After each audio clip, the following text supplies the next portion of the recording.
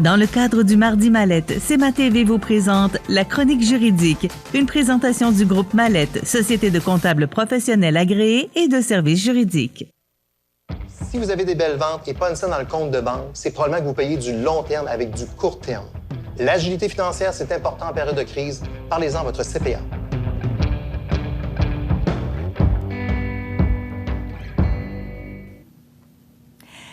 C'est le Mardi Mallette juridique et maintenant mon figure connue. C'est la deuxième fois qu'on se rencontre. Maître Étienne Nadeau, avocat en droit corporatif. Bonjour. Bonjour. Alors aujourd'hui, on avait commencé un peu le sujet la dernière fois. On avait parlé du fameux registraire des entreprises. Aujourd'hui, on va creuser dans le sujet un peu plus. Tout d'abord, pouvez-vous nous expliquer c'est quoi ce fameux registraire? Bien sûr, là, comme Marie-Ève vous l'a dit, dans le fond, on va essayer de démystifier un petit peu ça. Qui a besoin de consulter le registraire, qui a besoin de s'enregistrer auprès du registraire. Donc, on va essayer de creuser ça tout en gardant ça le plus simple possible, là. Donc, c'est quoi le registraire des entreprises, là? On avait abordé brièvement la dernière fois, là, mais pour vous faire un résumé assez simple, c'est un registre public qui est fait là, par Revenu Québec, là, dans lequel, qui est géré, entre autres, là, par un paquet de lois. C'est un organisme qui est mis en place là, par le gouvernement du Québec. Puis là-dessus, c'est un registre public sur lequel toutes les entreprises qui font affaire au Québec sont enregistrées. Pour que ça soit une personne physique, donc un travailleur autonome qui travaille sous son nom personnel, que ça soit une société par action, comme ma collègue vous a parlé, donc une compagnie. On va la retrouver également au registraire. On va retrouver aussi toutes les OBNL et les OSBL, donc les organismes à but non lucratif, les organismes sans but lucratif qui se ressemblent un petit peu. Là, on ne rentrera pas dans les détails de la nuance des deux, mais on les retrouve là-dessus également. Les sociétés non collectives, sociétés non collectives à responsabilité limitée. Dès qu'on fait affaire au Québec, en fait, c'est assez simple, on doit s'inscrire sur ce registraire-là. Donc, ça permet également là, aux communs des mortels là, qui ne connaissent pas nécessairement, il y a tellement de compagnies au Québec, de PME, c'est quand même très difficile là, de savoir qui est qui. Donc, c'est un bon outil là, pour permettre justement de trouver, là, si on voudrait faire notamment affaire avec un entrepreneur, on veut s'assurer qu'il y a une compagnie qui est en bonne et due forme et tout ça. Bon, mais on peut aller faire une vérification, là-dessus. Donc, c'est une sécurité. Exactement. C'est un peu pour ça que c'est mis en place. Donc, c'est qui a besoin de l'utiliser? Bon, est-ce que le commun des mortels, moi qui n'ai pas d'entreprise, peut aller faire un tour là-dessus? Oui, en effet, c'est un public, comme j'ai précisé, dans le fond, tout le monde a accès au registraire des entreprises. Là, il y a ceux qui ont accès, puis il y a ceux qui ont besoin de l'utiliser, qui est la petite nuance à faire, là, dans le fond. Fait que, grossièrement, ceux qui ont besoin de l'utiliser, bon, comme j'ai dit, c'est que dès que vous faites des affaires au Québec, donc vous avez des activités au Québec, vous avez l'obligation minimalement de vous inscrire, de ce qu'on appelle s'immatriculer au registraire des entreprises. On voit ça régulièrement avec des entreprises, disons, qui pourraient être... il y a plusieurs types d'incorporation. On pourrait être incorporé pour une société, dans le fond, aux États-Unis ou en Ontario, une société canadienne. Mais si on fait des affaires au Québec, on doit minimalement s'immatriculer pour notamment dire, bon, mais c'est quoi le nom de la compagnie, les administrateurs, les actionnaires de cette compagnie-là également. Donc, ça nous permet d'avoir accès à ça. Puis, qui en a besoin également? Bon, bien, je vise aussi les personnes qui ont des entreprises, à savoir c'est quoi vos obligations par rapport à ça. Donc, même les gens ne savent pas toujours, les gens ne le savent pas, mais les travailleurs autonomes, qui est une grosse portion de l'économie du Québec, là, à cet effet-là, ont l'obligation également de s'immatriculer au registraire, là, notamment s'ils ne font pas affaire sur leur nom personnel, c'est-à-dire donc moi, on pourrait prendre comme exemple Étienne Nadeau.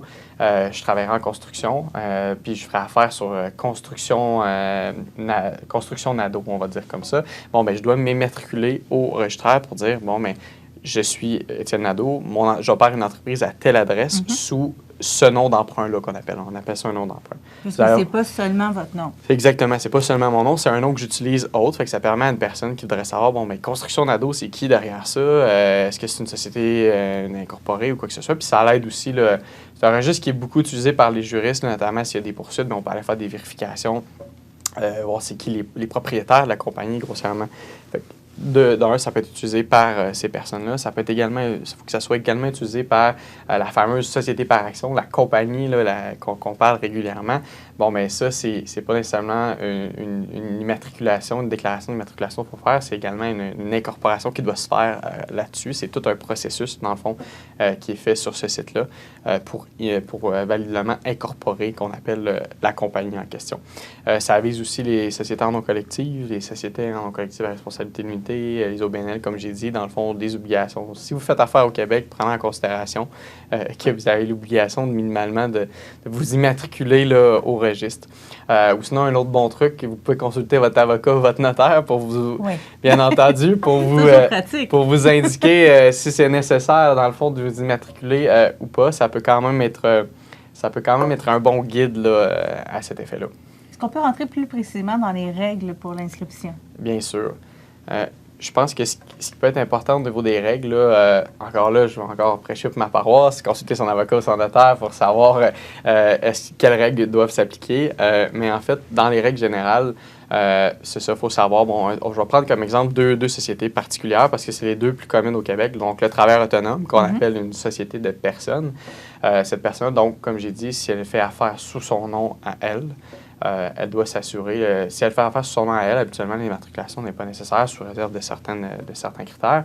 Et également, on prend en considération là, si jamais on fait affaire sur un autre nom. Donc, on doit s'immatriculer. Le processus pour le faire, donc, soit par le fait d'un juriste comme nous, on a des sites spéciaux, des accréditations spéciales pour pouvoir le faire, ou sinon, aller sur le site directement. C'est super bien expliqué, le registre des entreprises. Il y a des longs descriptifs de comment procéder à des immatriculations, choisir son nom. D'ailleurs, ma collègue là, Audrey Roy, que vous avez rencontrée lors de d'autres chroniques, va faire une chronique là, plus spécifique là, sur les noms, dans le fond, comment choisir son nom au Québec. Il y a des règles particulières à respecter.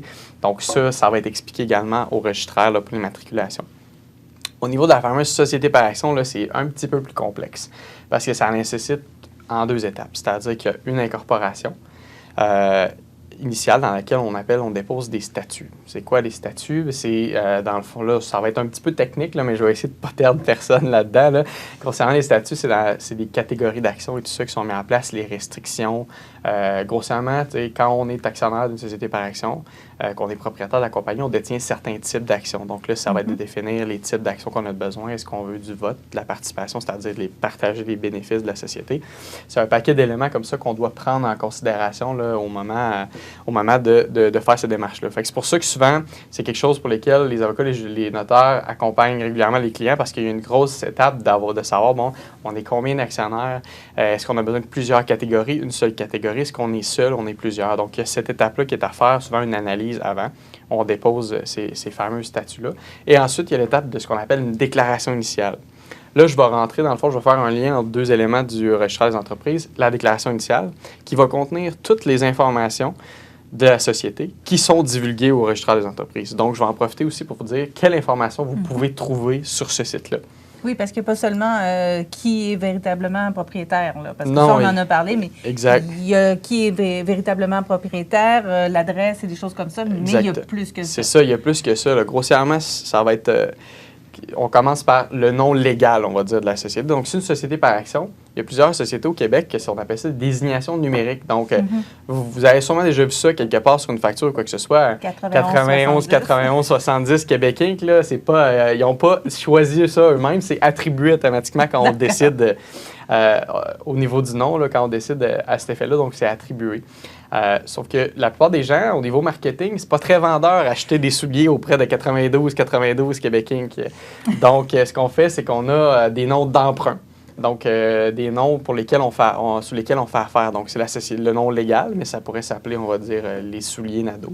Donc là, on vend des souliers. C'est le nom pour lequel on fait du marketing. Donc, ça va être indiqué également au registraire. Les noms d'emprunt, l'adresse du siège de la société, l'adresse et le nom de tous les membres du conseil d'administration. Donc, tous ceux qui font la gestion, dans le fond, de la société. Au Québec, la plupart du temps, une grande majorité, les actionnaires, les administrateurs, c'est pas toujours ça, mais c'est souvent les mêmes personnes. Mais il y a certaines situations où, pour des plus grosses entités, les actionnaires et les administrateurs, c'est pas nécessairement les mêmes personnes. Donc, les personnes qui gèrent la société, les personnes qui détiennent la société. Donc, ça peut être un élément qui peut être à considérer, là, notamment lorsqu'on veut On va avoir l'adresse personnelle, là, dans le fond, de chacun de ces administrateurs-là, l'adresse personnelle de chacun des administrateurs. Donc, si jamais vous voudriez, par exemple, poursuivre la compagnie ou poursuivre un administrateur directement, bien, vous avez toutes les informations nécessaires pour entreprendre des démarches à cet effet-là. C'est un peu à ça que ça sert. On essaie d'être le plus public possible par rapport à ça. Ensuite, comme j'ai dit, administrateur actionnaire, le nom, les noms d'emprunt. Et également, si la société détient plusieurs locaux, donc les Souliers Nadeau, on va encore prendre un exemple très fictif, a plusieurs places d'affaires au Québec sous une même entité. Donc, le 92 Québec Inc. Et j'ai, disons, une place d'affaires à Montmagny, j'ai une place d'affaires à Rivière-du-Loup, à Rimouski, peu importe. Donc ça va tout être indiqué là. Les endroits où l'entité a des places d'affaires spécifiques. Donc ça également, ça va être une information qu'on va retrouver au registraire. J'imagine que les mises à jour sont faites de façon très régulière là, à ce moment-là. Oui, exactement. Tu sais, ça, on va rentrer, là, je vais rentrer justement dans les règles de mise à jour, là. Puis les règles, dans le fond, légales au niveau de qu'est-ce qu'il faut faire à chaque année, si on amène des modifications par rapport à ça, qu'est-ce qu'on fait. Et dans le fond, grossièrement, quand on est immatriculé ou quand on est incorporé, on a des déclarations annuelles à déposer au registraire. Des fois, ça se fait par le comptable, des fois, ça se fait personnellement. Chaque personne est responsable, mais sachez que vous avez l'obligation de le faire. Et légalement, vous avez également l'obligation de faire des assemblées générales annuelles. Là, c'est très, très spécifique. Là. Mais dans le fond... Ça, c'est pour quel type de société? C'est pour les sociétés par action, exactement. D'accord. C'est dans lequel, dans le fond, c'est souvent en lien ensemble. Donc, on fait notre déclaration REQ pour dire on est encore en existence, on existe toujours. C'est une obligation légale. Ça coûte un certain frais.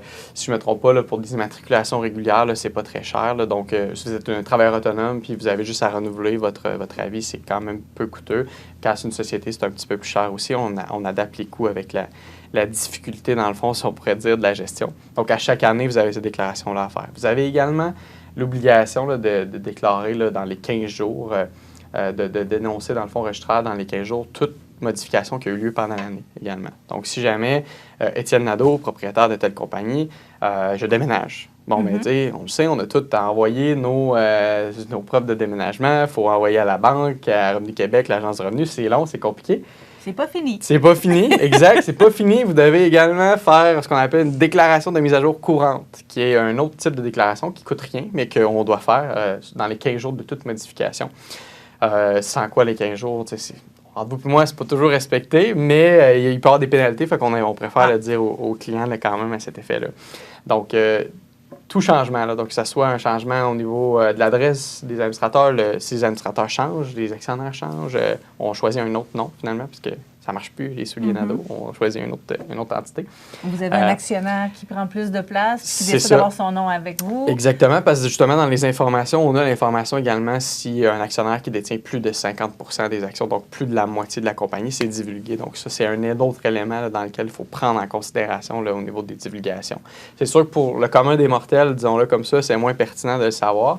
Mais lorsqu'on veut faire affaire avec une compagnie, de compagnie à compagnie, ça peut être intéressant de savoir c'est qui le véritable propriétaire. Là. Oui. Si jamais il y a des autorisations qui seraient nécessaires, on peut faire des validations à cet effet-là. Est-ce qu'il faut aussi le divulguer chaque fois qu'il y a une boutique qui ferme ou qui déménage ou quelque chose comme ça, si on prend pour une société par action pour une boutique? Là, ou quelque chose comme exact. Une société par action pour laquelle on appelle ça des établissements. Donc, il y aurait plusieurs établissements. Ça va être important également de dire, bon, on a fermé l'établissement à Rimouski, mais pas celui à Montmagny. Bon, bien, on viendrait l'enlever du REQ pour pas que les gens soient portés à confusion de dire, bon, bien, cette boutique-là n'existe plus. Et à chaque action qu'on fait dans le registraire, il y a des frais? Pas toujours, dans le fond.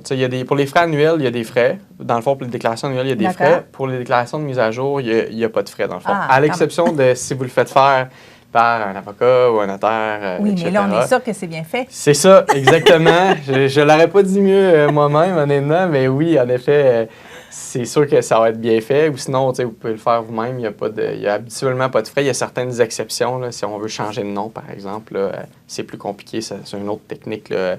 Ça, je vous conseillerais de consulter là, à cet effet-là parce que ça s'en vient très, très, très, très technique. C'est plus juste une modification. Il faut vraiment faire une modification d'un document qui est déposé au REQ. Donc, Maître Nadeau, il reste encore beaucoup de choses à dire sur le registraire. Pour aujourd'hui, on va s'arrêter là. On va certainement en reparler du registraire des entreprises. Et si vous avez des questions sur le sujet, vous pouvez contacter directement M. Maître Étienne Nadeau. Il est avocat en droit corporatif chez Mallette. Dans le cadre du Mardi Mallette, CEMA TV vous présente La Chronique juridique, une présentation du groupe Mallette, société de comptables professionnels agréés et de services juridiques.